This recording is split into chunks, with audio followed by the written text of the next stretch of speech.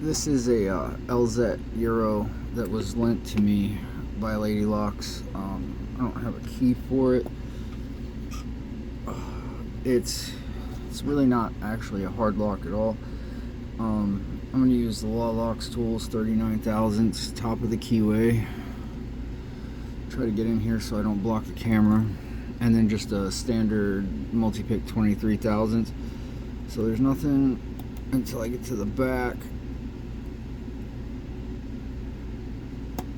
So that might have been 5, probably set 4. 1, 2, 3.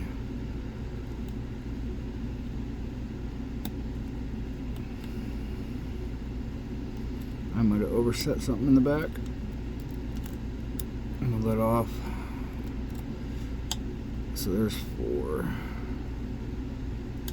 There's 5. And then 1. So originally in the front, or originally through the first time, I overset number 4 and just had to let off a little bit.